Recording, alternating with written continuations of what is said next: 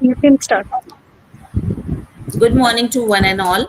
It gives me immense pleasure to welcome you all to this session of our faculty development program on the theme social justice and community engagement in art and humanities. This FDP series seeks to foster critical discussion on how art, literature, culture, and humanities at large can serve as powerful medium for social transformation, inclusion, and participatory engagement. By engaging with diverse voices, histories, and cultural expansions, we aim to explore ways in which scholarship can challenge inequalities and nurture a more equitable and empathetic society. In keeping with this spirit, today's lecture is centered on the topic Bhakti Sainthood, a protest against the unjust social hierarchy. The Bhakti movement has long been recognized not merely as a religious awakening, as a radical socio cultural force that questioned rigid caste structures, patriarchal norms, and hierarchical privileges. The Bhakti saints, through their deeply humanistic devotional expressions, stood as the voices of dissent, championing equality, compassion, and dignity for all. Their poetry and philosophy become act of resistance, reclaiming spiritual and social spaces for the marginalized. As we deliberate on this compelling theme, we let us reflect on how cultural legacy of bhakti continues to inspire contemporary efforts for social justice and inclusive community building. This dialogue is especially relevant in the art and humanities, where critical engagement can reshape collective consciousness. So we are delighted to have with us Professor Meenu Agarwal, Chairperson, Department of English and Culture Studies, Punjab University, an eminent scholar who will guide us through this significant discussion and help us to understand the transformative role of Bhakti sainthood as a protest against social justice. Thank you, ma'am. Thanks. Over to you, Vanya. Uh, Thank you, Arena ma'am. And dear participants, welcome to today's session. And before beginning, I would like to introduce our eminent resource person for today. And we are very privileged to have Dr. Meenu Agarwal as our resource person. She is a distinguished professor and chairperson of the Department of English and Cultural Studies at Punjab University, Chandigarh. With 27 years of exemplary teaching and research experience, Professor Agrawal brings profound expertise in Indian aesthetics, cultural studies, and contemporary literary theory. Ma'am's scholarly contributions to social justice discourse are particularly noteworthy. Her research on precarity, refugee experiences, and marginalized communities, evident in publications like Navigating Precarity from Refugee Camps to Colonies and Reading Precarious Lives of Capitalism Through Korean Drama, demonstrates her deep engagement with contemporary social issues. As vice president of the Deleuze and Guattari Collective in India and editor of multiple journals, Ma'am actively brings academic theory with real world applications. Her extensive community engagement includes organizing the Chandigarh Languages Congress, coordinating skill development programs under government initiatives, and serving as an ex officio member of Chandigarh Sahitya Academy. Having supervised 22 research scholars and authored several books, including the award winning Expressions of Impressions, Ma'am exemplifies the integration of scholarly excellence with meaningful social contribution. And we hope that today's session will definitely enlighten us to this crucial issue, one of the crucial issues on social justice and community engagement. With this, I welcome ma'am to the stage. Over to you, ma'am. Thank you. Thank you, Dr. Vanya, for the kind introduction. And uh, uh, I thought that I'll try to make it interactive and will be asking certain interactive questions so that we start on some page where we know how much to deliver and how much you're going to get out of it.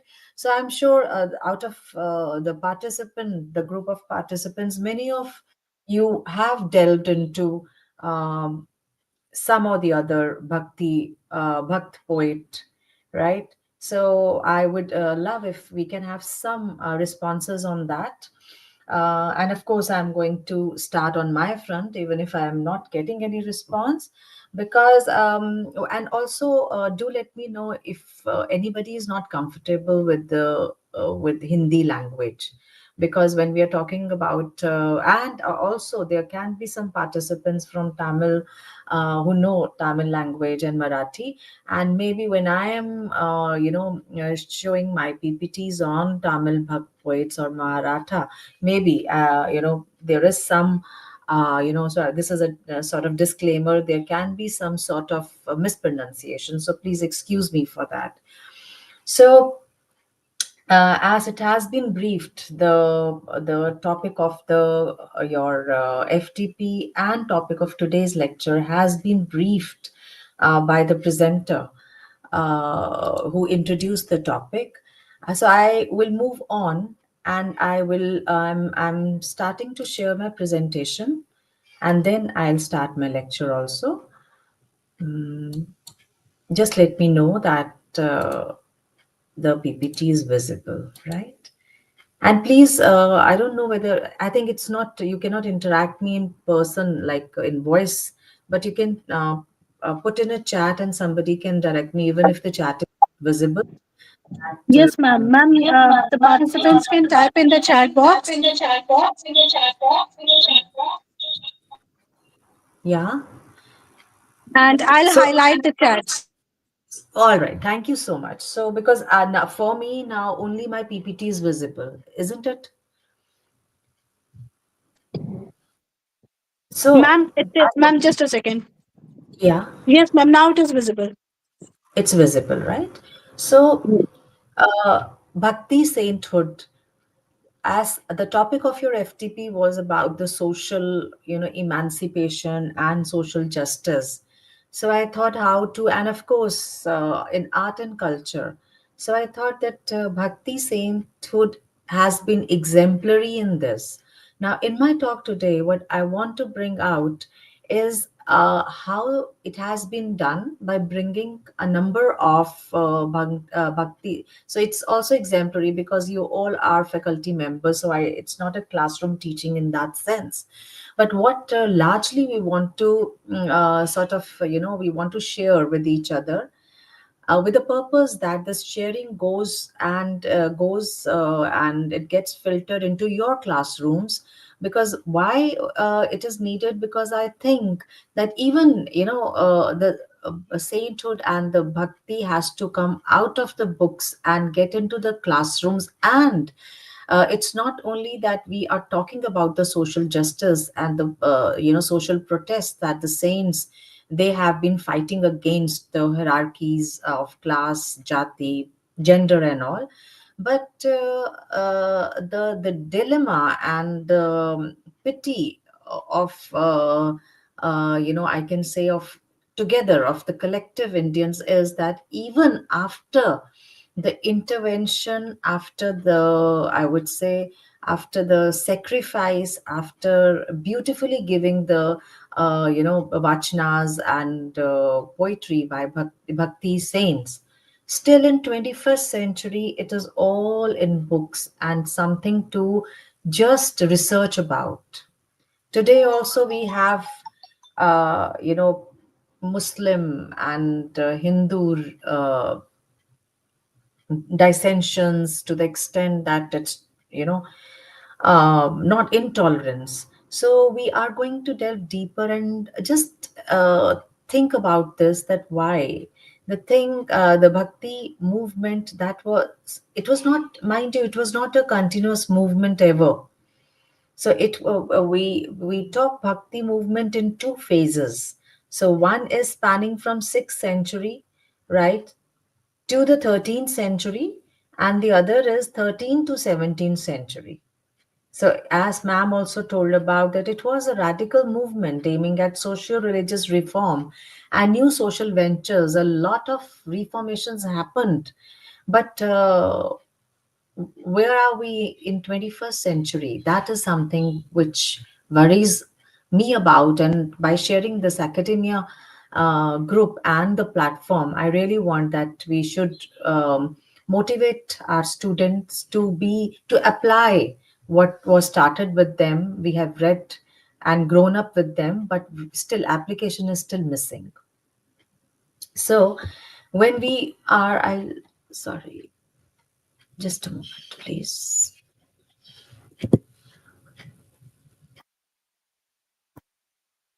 So, when I am talking about the two phases, what is the distinction is that in the first phase, it was mostly confined to southern and western regions, right? So, in south, we had Nambar, and in west, we had Shankar Mahadev. And in this phase, it was limited, it had a limited popular appeal for two reasons. One, because bhaktas was they were concerned about their religious life only. So it was an individual sentiment. So it was exclusive in that manner because it concerned only with the religious life at the cost of other concerns that were affecting day to day. It was not a social movement in that sense. And also, the saints of the first phase, that is 6th to 13th century, they were from upper caste. So, when I'm talking about bhaktas, and of course, we are going to talk about the inclusivity also, but there have been bhaktas who came from upper caste, and it had repercussions and progression both.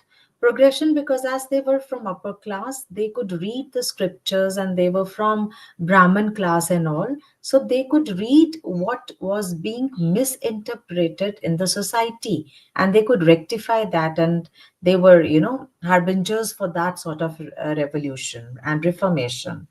And the other was that, of course, they because they belonged to a higher class, they had they had some sort of limitations also. So I'll come to that later on. But taking my argument forward is the second type of the second phase of bhakti movement was spanning from 13th to 17th century. And I think this was an epoch of intellectual fermentation, and there was a geographical appeal. And we have about saints in north. There were saints like Ramdas that who moved from south to north to Varanasi, and there is an incident of how Kabir became. He was taken by Ramdas. He was actually he refused because Kabir was from lower caste, and Ramdas said that I will not take you as a pupil. And on the ghat of Varanasi, Kabir used to lie down every day waiting for Ramdas that one day he'll agree. And there's a very famous incident that happened that Kabir, he was in the dim of early morning hours when Ramdas used to come to Ghat for his early bathing ablution and prayers and all. So he just he happened to kick Kabir, who was hiding himself in one of the staircase. And immediately when he sort of hit Kabir, he pronounced Hey Ram," and Kabir was very ecstatic. He said, "Okay, Hey Ram is a mantra for me. So you have taken me. That means you have agreed me to take under your shelter, and I will be your follower." So this is how Kabir was adamant, and Ramdas had to give in, and he said, "Yes, you can become my shishya."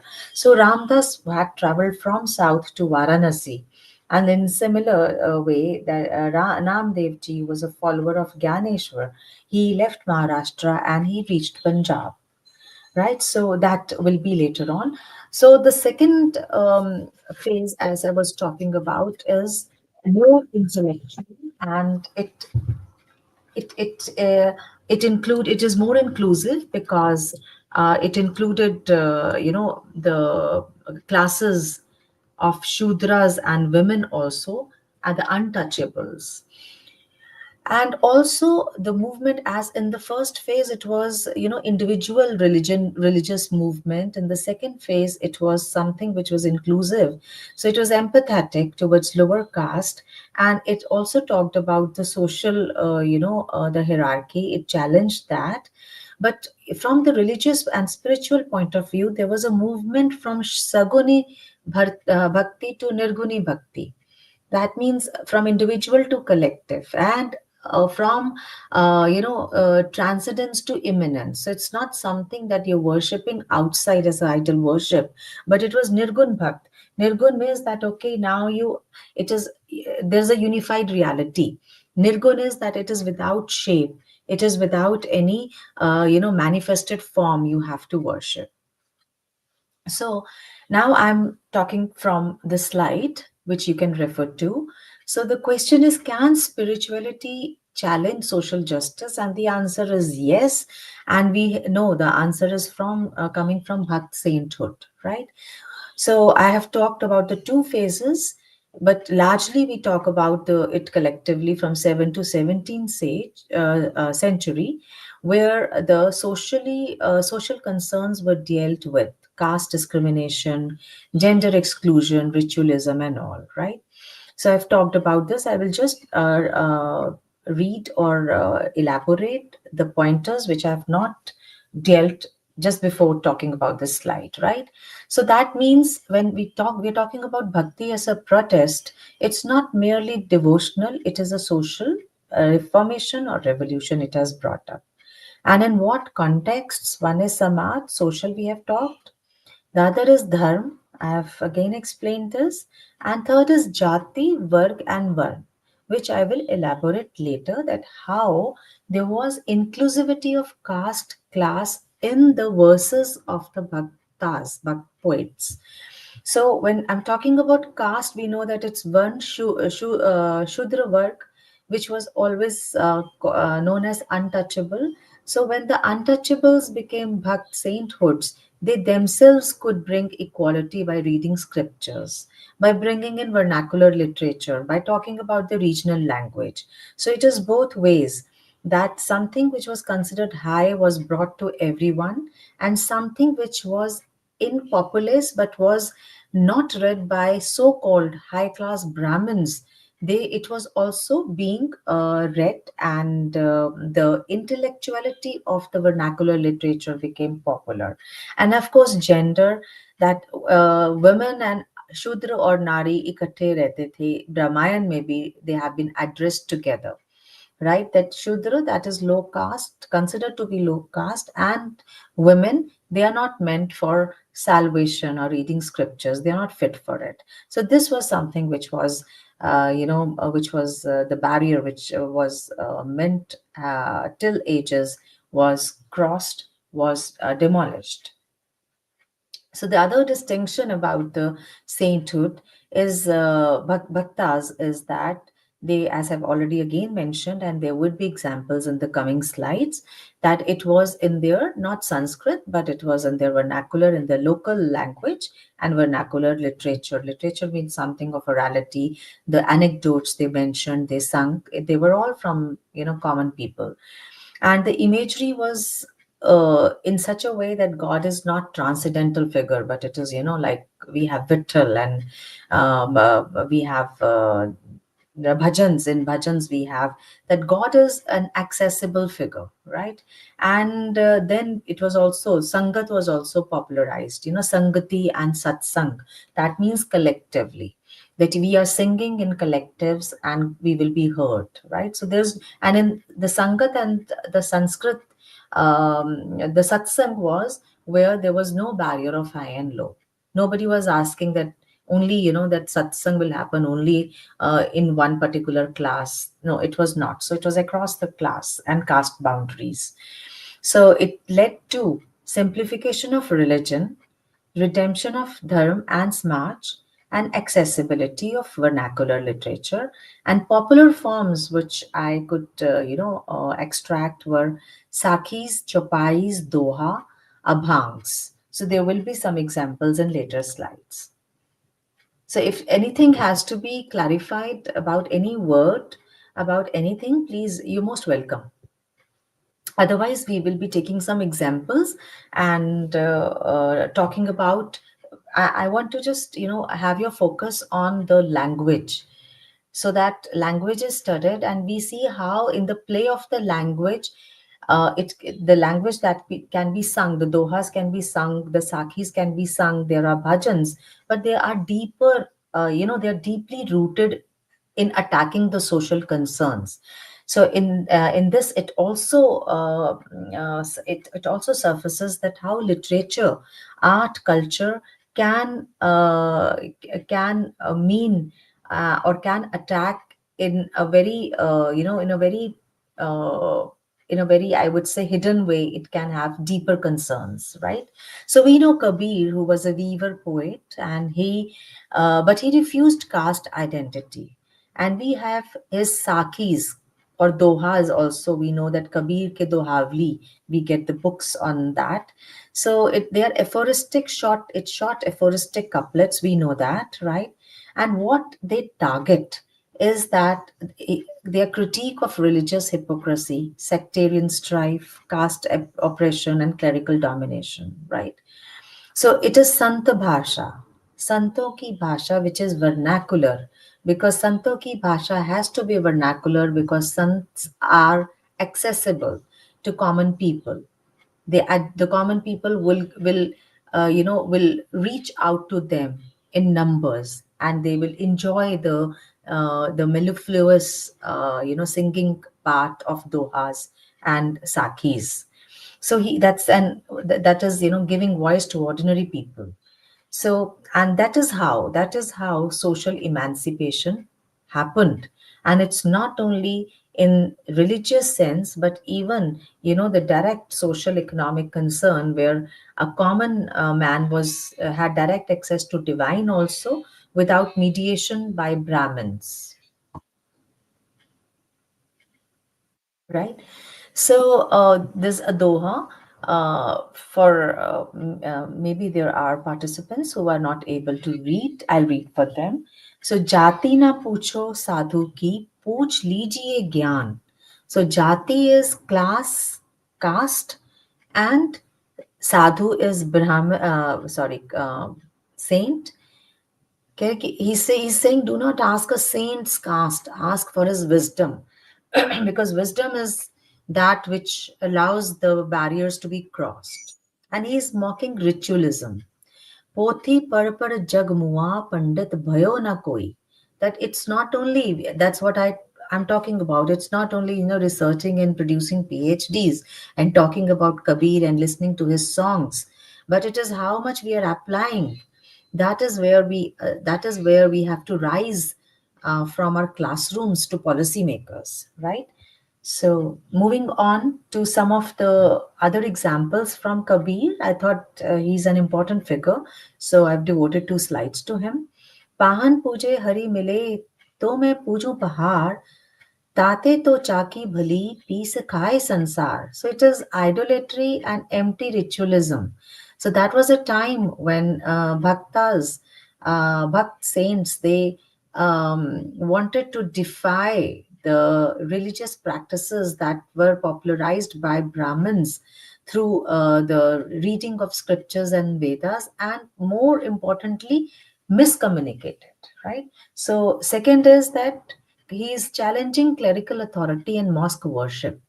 He says, Kankar Pathar jod ke masjid lai banaye, ताचड़ी मुल्ला बांग दे बहरा हुआ खुदाए. He is democratizing spirituality by saying that God is not housed in mosques or any man-made structure, right? So again, the third doha, he says ki again, you, because it was, one by one he is attacking the man-made structure, man-made system, man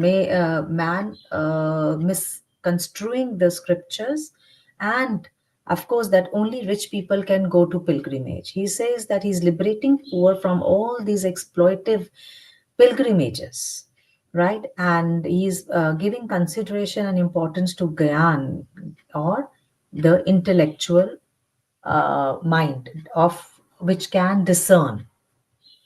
So he's attacking the caste tyranny in his last Jati na pucho sadhu ki pooch lijiye gyan. Again, gyan and jati. Jati is being attacked and he's giving a solution. Ki come and fight with me, debate with me, because uh, I am prosperous in intellectuality, right? Moving on to, so I can just,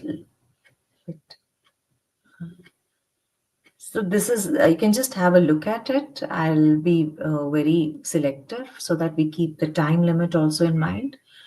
So he's critiquing sectarian conflict. Hindu kahi moi Ram. This is interesting. He says Hindu says Ram is nice and Turak kahe Rahman. आपस में दो लड़ी, they are fighting for their own gods, but who has the solution of this? They don't have the solution for all the common worldly problems and the violence violent happenings that are happening. So I think this is very apt today also, right?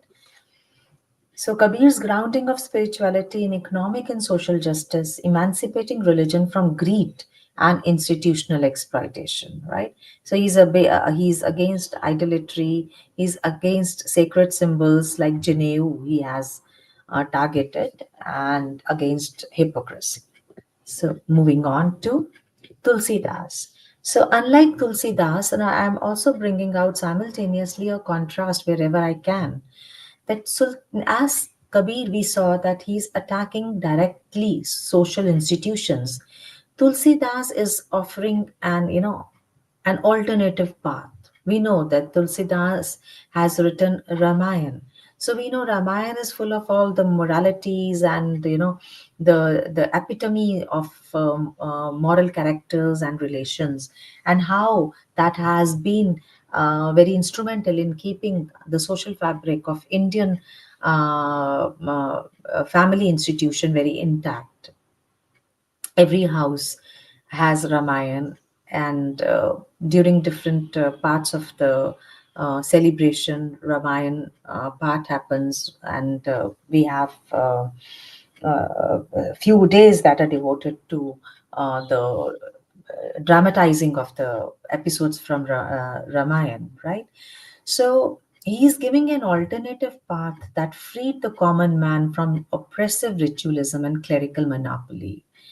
So first we say this is his chopai from Ramcharitmanas Ayodhya Kant. Prabhu Bhakti Kare Nrip Nari. Nrip is God, Raja, king, and Nari is woman. Shudra Aru Davij Nar, Asurari. So he's bringing everyone, whether king, woman, Shudra, Brahmin, they all have equal right to worship Ram. Saka, whoever, Ram says, whoever is near me, he will get liberation. And second is that women and low born as devotees. जोग न बढ़ जप नम name करे न मन जप ही हरि राम स्त्री शुद्राति सब करी संगेन भक्ति करी मोहि परम preen. So this is from Sundarkant Ramcharitmanas, where he says that it's not only like he's talking about king, woman, Shudra, Brahman in the Doha from Ayodhya Kant, sorry, Chopai from Ayodhya Kant, and from Sundarkant he's saying that it's not only yogis. You don't have to really leave your family and become a yogi. That even women and born, they can attain God through devotion. So that's how he is bringing the socially marginalized groups within the ambit of salvation, right? So again, we have in Vinay Patrika, he says God is within. What are you looking outside? It's not external, like Kabir had talked against the man-made institutions. So here we have compassion. Parhit saras dharam nahi bhai.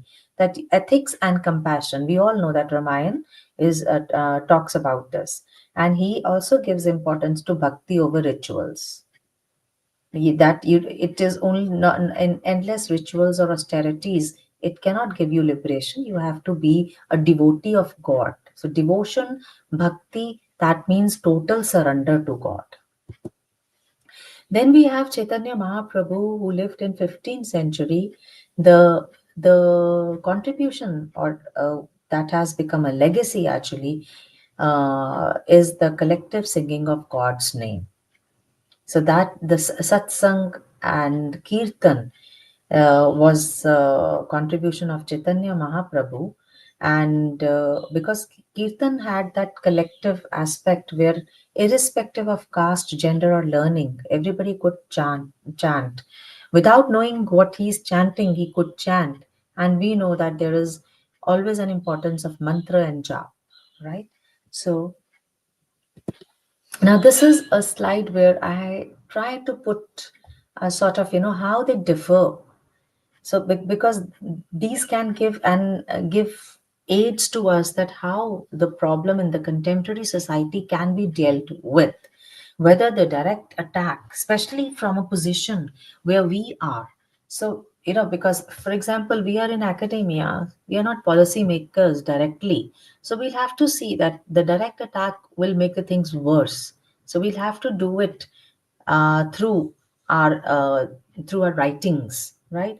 So if we just compare Kabir Sakhis with Tulsidas Chopais and Chaitanya Mahaprabhu's Kirtan, we can see that there are different methods which I've dwelt on already. The target of critique is different. One is working more on caste barrier, other is more attacking or giving an alternative, and Chaitanya is hitting sectarian barriers more. It's not then that Tulsidas and Kabir, they didn't hit sectarian barriers, but the prominent aspect of their form of bhakti sainthood was this. So the access to God, Kabir was direct, Tulsidas was through God, Ram, and Chaitanya is through Krishna's name. And Krishna for Chaitanya is not God in that form of sense as Ram for Tulsidas. And social vision, again, Kabir was visualizing individual emancipation, because that's direct from the first phase, and Tulsidas for ethical community, and third is for egalitarian collective. And tone we have seen, Kabir was sharp and rebellious, Tulsidas was integrative and harmonious, and Chaitanya was ecstatic, right? So I hope we don't have any intervention till now, Vanya.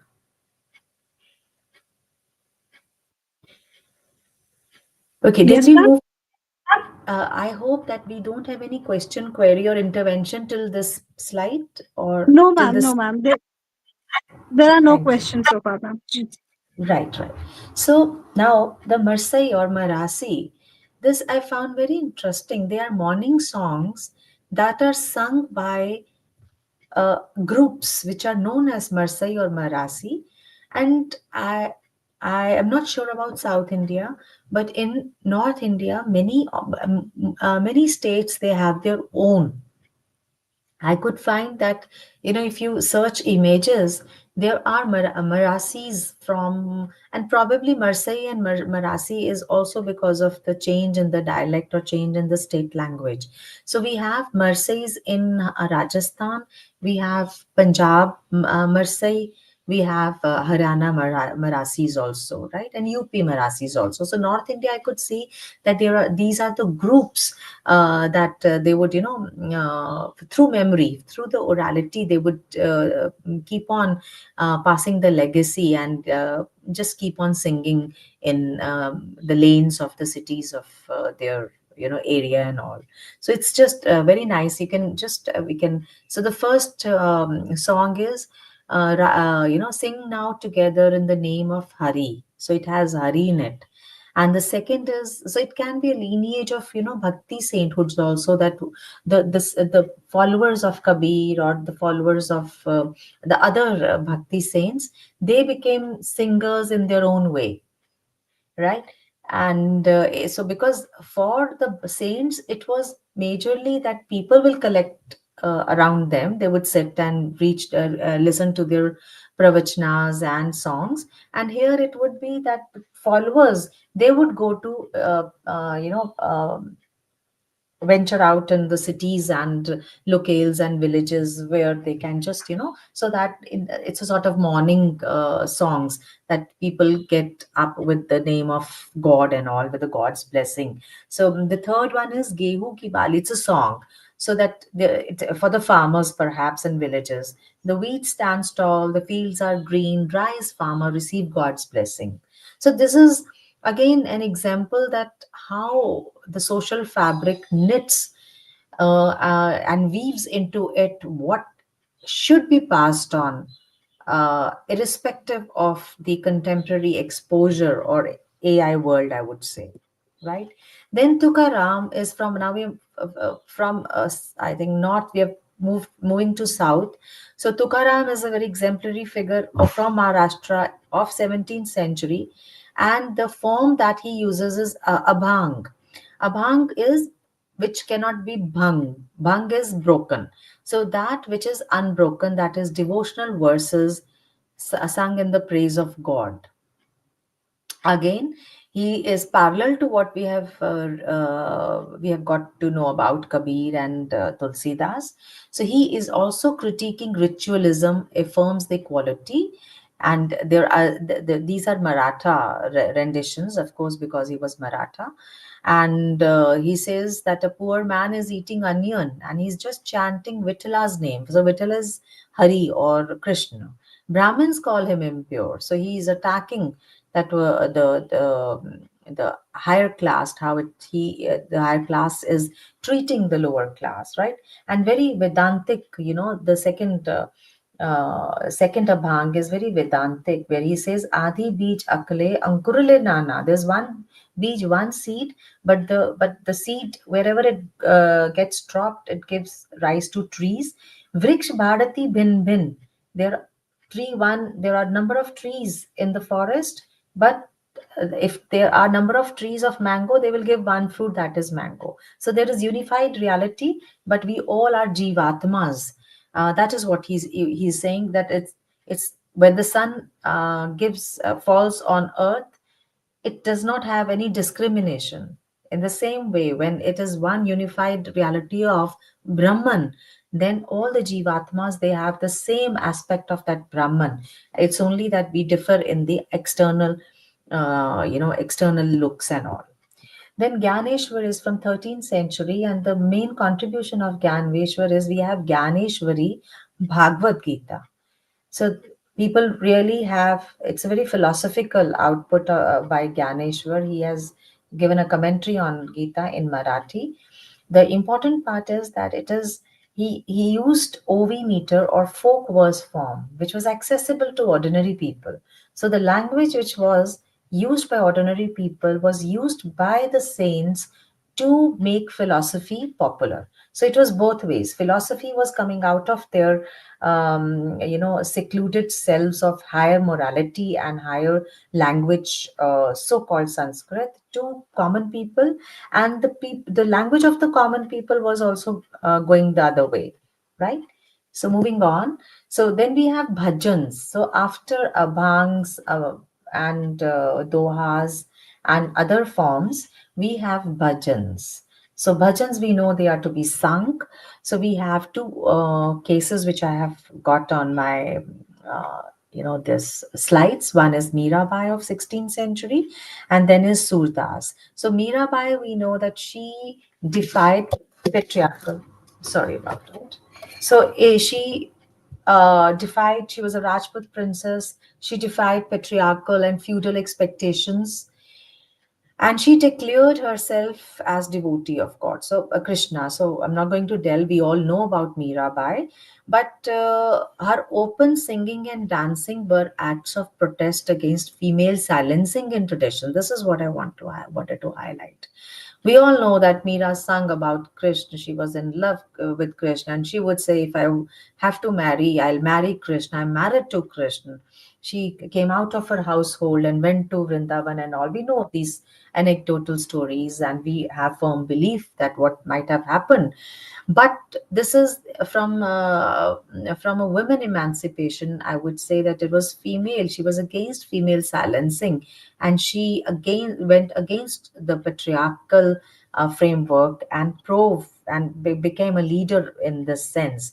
He says, I'll go to the house of Giridhar. मैं तो गिरिधर के घर जाऊं और घर ना बाए मोहे गिरिधर के संग रहूं. So she says that I cannot accept any other home because my home is with Giridhar. Giridhar is Krishna for the. So next is Sant na choro santai, Mira ke Prabhu Giridhar Nagar, Saral Bhakti Levai. Saral Bhakti. Saral Bhakti is what I wanted to bring out here. Saral Bhakti means simplified form of this religious practice. No ritual. Sant na choro, never abandon. She says, don't abandon the company of saints.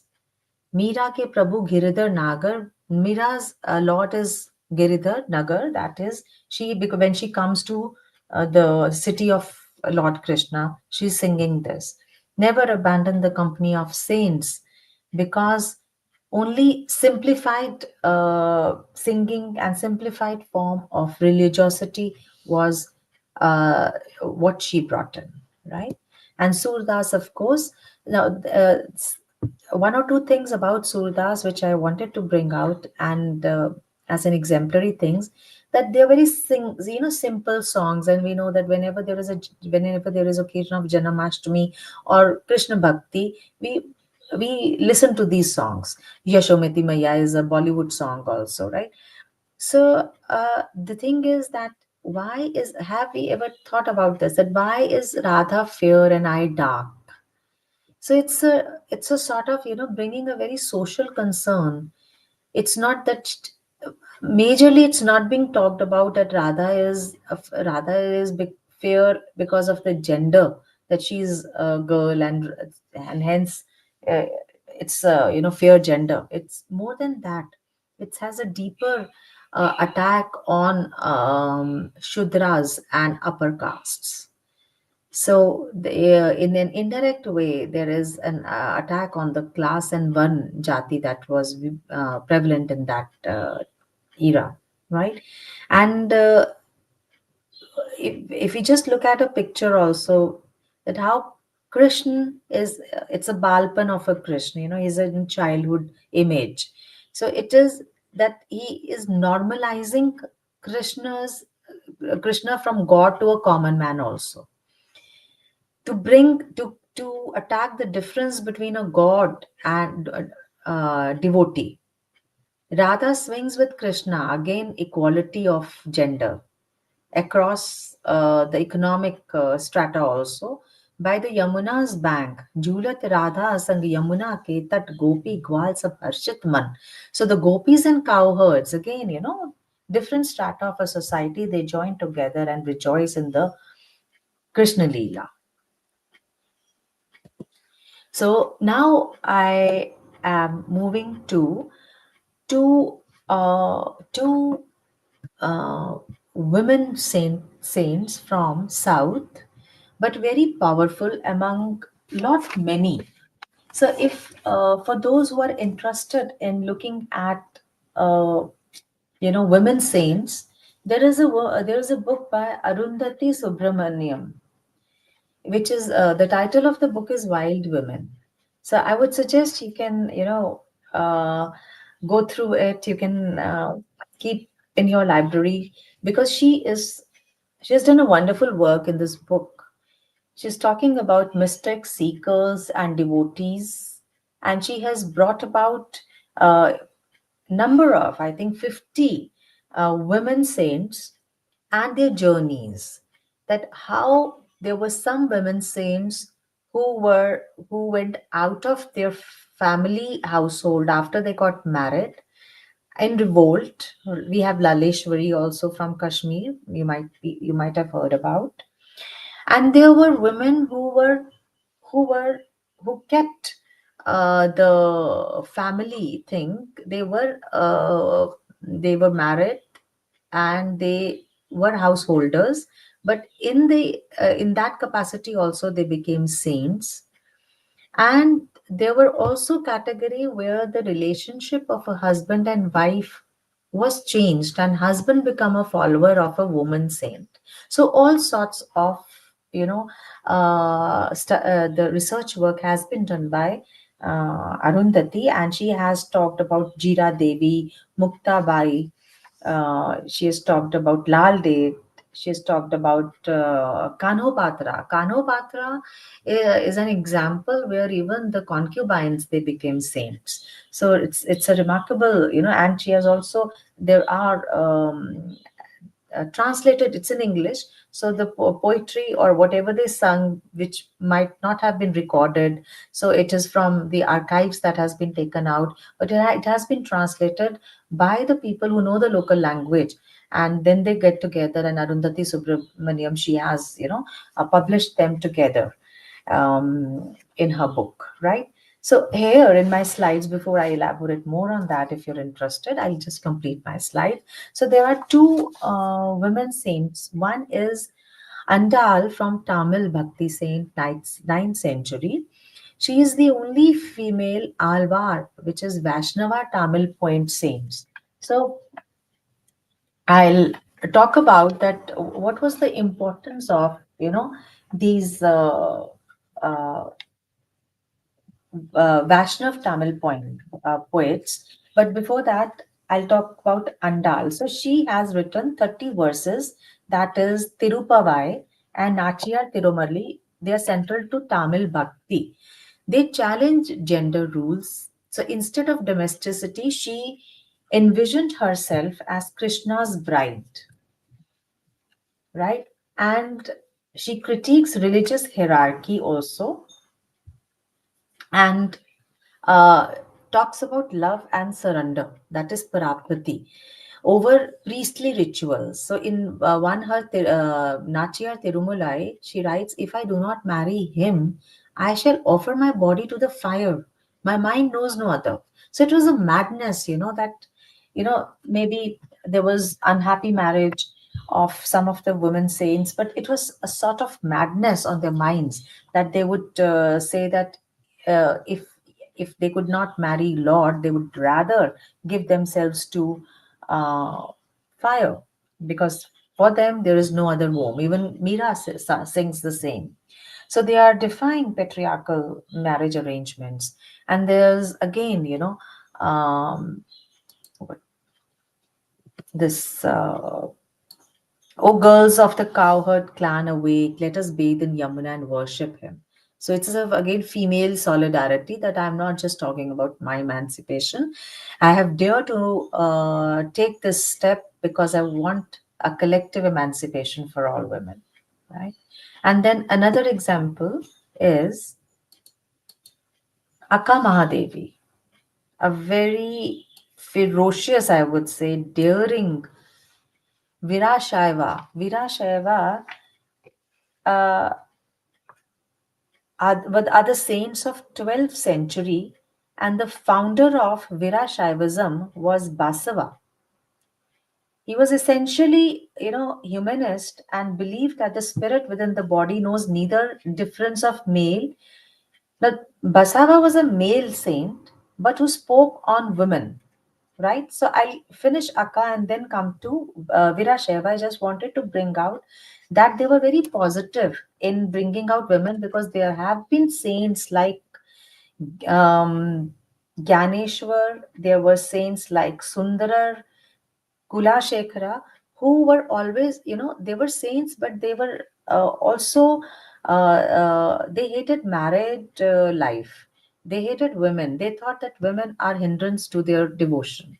But then we have Eknath also, even. Eknath from Maharashtra also was very negative, and he advised men that they should not associate themselves with women, and they should have. So they were saints, males, saints who said that you should become sadhakas to devote yourself. There were other saints who were positive, and Virashaivas were one of them, who took in a humanist spirit. They were making this, that it's only external difference that make man different from woman, but it's just like the spirit remains same. So he says that whether it is chandan tree, or whether it is some other tree, that they are different from outside, but you put the trees into fire, they'll become one. So this is how they tried to convince the social fabric at that point of time that woman is equal to man in all respects. And they were also allowed, women were allowed to have discourses in the Anubhav Mandap. That was, mandapa for engaging in some discourses, philosophical discourses, and they were appreciated also. So, uh, but like Basava also, they talked about equality of women, but there was no concession, and which was right also. There was no concession to unfaithful wife, right? So in this, alama is also important because if it was not only the concession given to adulterous wife, but even the adulterous man. So it was the adultery that was being attacked, not again the gender per se, right? So Akka Mahadevi, so probably this is one of the I'm end of the slides. So Akka Mahadevi, she's a mystic poet saint of Karnataka and part of, as I've told you, Lingayat or Virashaiva movement. She renounced clothing and worldly ties. I mean, she renounced her clothing to, and because to exemplify the freedom of woman, female body and soul. So it's she critiqued patriarchal control. She reacted and rejected her royal marriage, walked away from family, lived as an ascetic. And this is her verse, Vachans, right? People, male and female, blush when a cloth covering their shame comes loose. Very daring. When the Lord of lives lives drowned without a face in the world. When God can live without a face in the world, how can you be modest? When all the world is eye of the world, on looking everywhere, what can you cover and conceal? So, a very radical assertion where her nakedness is spiritual truth and she exposes social hierarchy, right? So another Vachnas, I love the world, one with no body, no place, no earth or sky, no beginning, no end. I love him, O people, because he's not confined. Rejects patriarchal, caste bound gods for a universal, formless God. So other saints and some of the, just I'll take out a contribution like Ravi Das, Guru Ravi Das. I've not been able to talk about Guru Nanak Ji and other gurus, but I'll just talk about that how the saints, they are also included in Gurbani. And Ravi Das, we all know he was a cobbler. He always used to speak about Begumpura. So for him, Begumpura was a utopian and emancipated classless society where there is no suffering. So there's a hymn by Ravi Das which says, "There is a city without sorrow, no suffering." So it's like utopia, no taxes, no one is high or low, all life they are equal. Basava, I have talked about when we're talking about Veera Shaiva, right? So the work is worship was given by him, and he accepted intercaste marriages. And then we have Namdev, very famous, very popular name, who talked about, he turned bhajans into resistance. And then we have Nandana for Tamil Nadu. So we have a very good representation from all parts of the world. I could not talk about, Assamese saint, Shankara Deva. So how, I'll just close my talk now. So we know that there is a Lingayat University also. So there are all sorts of, there has been institutionalized and there has been legacy. Like I told you that in Sikhism, Guru Nanak and successors, they incorporated teachings of Kabir, Ravidas in their scripture, right? And then in colonial period also, we know that there were people like, where Bhakti voices became precursors to social reform. Then contemporary movement, we have Ravi Dasis. Now this is something where we can debate. When we are talking about contemporary movements, it is both ways. It's just like I am reminded of Kabir's death. Kabir has talked all about his his life, about the equality and no distinction between Muslim and Hindus. And upon his death, we know what happened. So, it's just like that. It's a shame on the in the name of humanity that we don't understand. We become the followers of Kabir. We enjoy Kabir. We enjoy studying Kabir, researching on him, singing to his songs, and but we don't know how to apply him. So this is, when I'm talking about panthis are followers. So this is a sort of, how it's full circle, that the barriers that were crossed by bhakti sainthoods to make it more inclusive and progressive, those panthivadis again become barrier to the same thing. This is something which we should be aware of and relent. And bhakti saints, because they were organic intellectuals, they just spoke about truth. They just spoke about nirgun. They were not worried about the rituals, manifested forms, hindrances. They wanted to ease out the things for common people, as we have seen.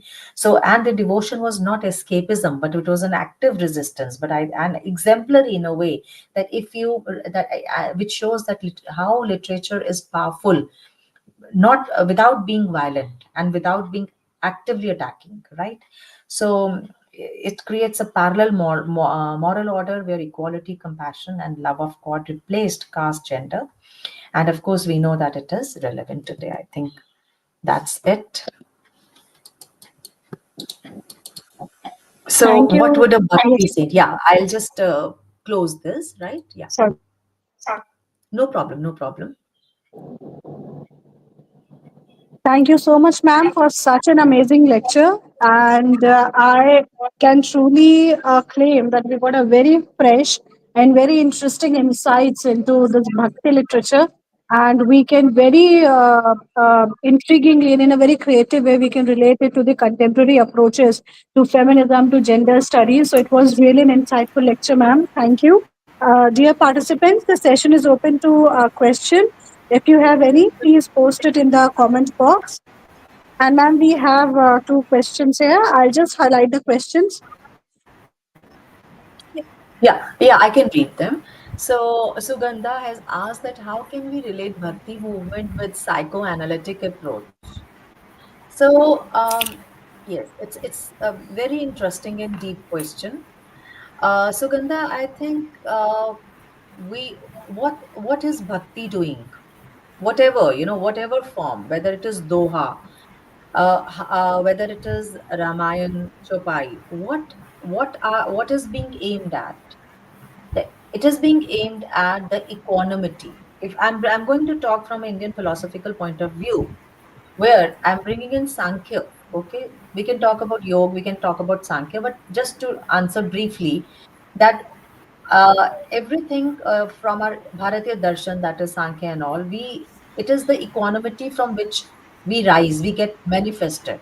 So if you know about Sankhya, it is, Purush is conscious and Prakriti is made up of Trigun, and the stir in the trigun forms the manifestation, and the role of mind comes in.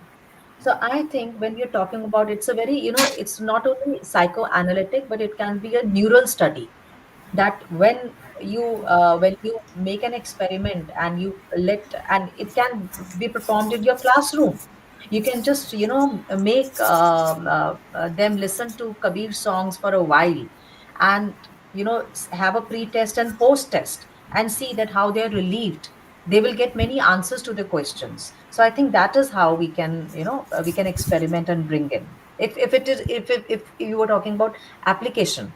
If it's theoretical type theory that's you're talking about, then also it can be. I think the answer will remain the same. It is only how you apply it. I hope I've answered, Sugandha, your question. Yeah. Next is, what are the contemporary research approaches on bhakti movement? What are the contemporary research like? See, bhakti movement can be paralleled with the Western movements. One, like, I just, because of the time thing, I could just, talk about Gramsci. So Gramsci is talking about organic intellectual. So similarly, I'm a delusion scholar, delusion scholar, Whitehead. So what have they been? Spinoza. So they have been talking about monad. They have been talking about event. They talk about territorialization, deterritorialization. So I think bhakti movement gives cues to all of these. And of course, I've talked about, when I'm talking about Meera and all. There you can always bring in, radical ecology can be talked about. Women studies can be talked about. I mean, actually, I think it's a very fertile ground where you can have a comparative or application study on the Western approaches using Bhakti saints. Yeah, Rina, I think I've answered that in Abhi, in the answer to Ambreen. I think it is overlapping. So in if in a one sentence I can say, you pick up any theory, I think you will get answer in Bhakti sainthood and their output and their over, because it's so much. And I would also I'm interested if there could be some, if not saints per se, there could always be something in the world of orality in your locale which can be made a topic of study for your students in your PhD research. Because I always think that the dying generations should be caught and they should be recorded, so that we can from the world of literature and academics, we contribute to the production of knowledge. So we are in times where even the government is helping and talking about Indian knowledge systems and all, and you will get a lot of funding on that. But this is what the onus is. You're all young scholars, young teachers, that we should try and contribute toward the creation of Indian knowledge. Let the secondary work be done by Westerners. Now we have done a lot of work in Western knowledge system. Now let West world do our secondary work, and we do the primary knowledge creation. Yeah. Thank you, Kaushal. Thank you everyone for the comments. I really, two or three comments when you acknowledge that it was something which I could deliver. It because I know that Vanya was in touch with me since June, July, and because I am chairing the department, I was just worried about that I should be doing, the justice to my participants, to listeners. Yeah. Any other question, Amri? Yeah. Yes, definitely. I haven't touched, but you go to Laleshwari in Kashmir and all, there are, because there are influences on them and there is output that can be a point of study for sure.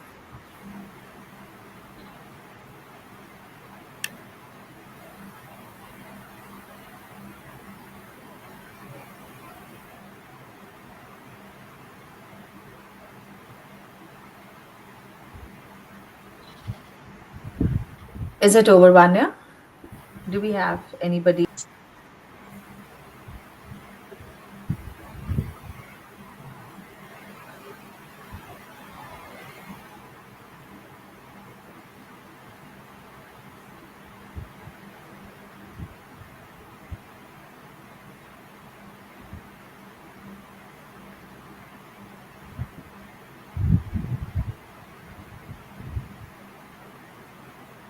Thank you so much, ma'am, for the session. And now I would like to invite Professor H.M. Arif, Head Department of Languages and Chairperson of this FDP, to propose vote of thanks. Thank you. Namaskar ji. Good morning, ma'am. Good morning. Good morning, Professor Arif. This is H.M. Arif, heading the Department Yeah. of Languages in Tego University. Ma'am, they say all is well that ends well.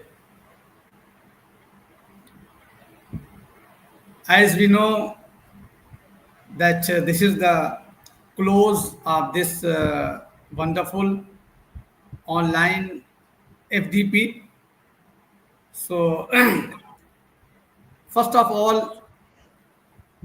all praises are due to the Almighty, the great architect and the greatest planner of this universe, who has made us,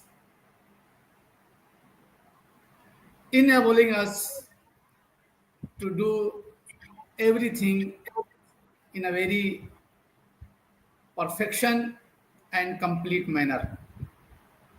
Ma'am, a very special thanks to you for delivering a very meaningful lecture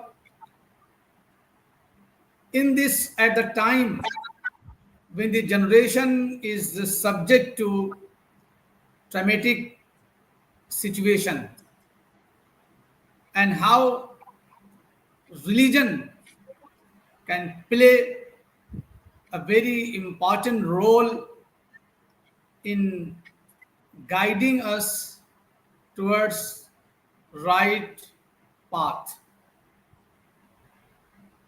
Ma'am, you have discussed many movements, reformative movements across the centuries. Ma'am, being a multi linguist, I have also studied something, and I would like to shed light on the Sufism in Urdu as well, because Urdu literature has also great legacy of mysticism or Sufism.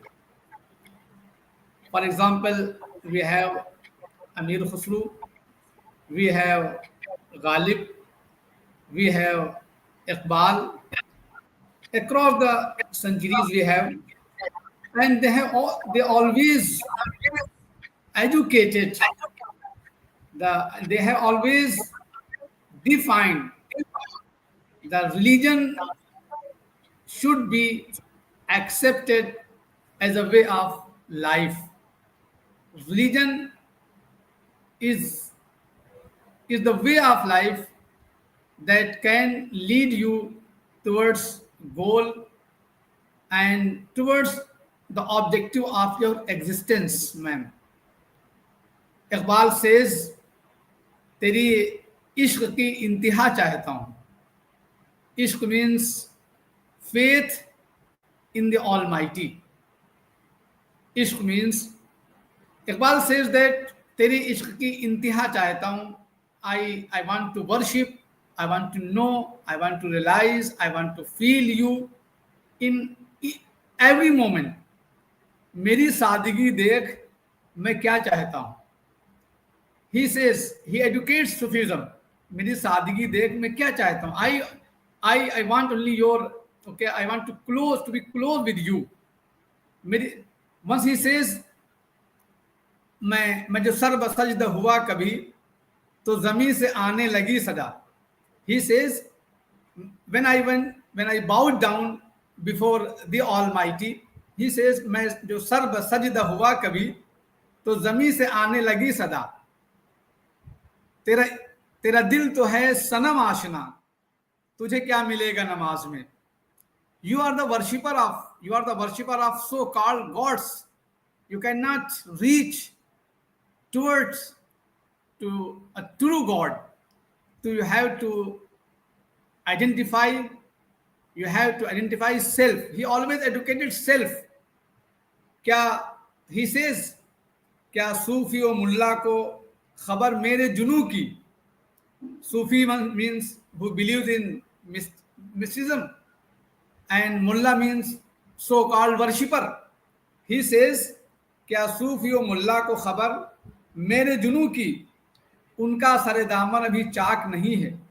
You have to tear your cloth in the way of realizing your. So, ma'am, I'm very, because of short of time, and I'm very, very humbled to offer words of thanks to you for enlightening us and a very memorable lecture, condemnable lecture that you delivered, and it would be uh, leaving an everlasting impact on the readership, especially on this very closing day. So thank you, ma'am, and we hope that you will keep enlightening us in future. Okay, ma'am, and Thank you. and I my sincere thanks to all participants who kept on uh, attending these sessions, very informative sessions. So, and after uh, closing my words, I offer my sincere thanks to organizing committee, Dr. Arina and Dr. Vanya Srivastava, and the faculty of the departments of languages. They are sometimes they are directly and sometimes indirectly are associated with the online sessions. So thank you very much, ma'am. Thank you very much. Vanya, may I leave now? Yes, thank you, ma'am. Thank you. Thank you, Professor Arif. Thank you, Vanya. Thank you, ma'am, for sparing your valuable time for such an enriching and enlightening lecture. And we hope to connect with you for future academic projects and collaborations. Thank you so much, ma'am. Bye.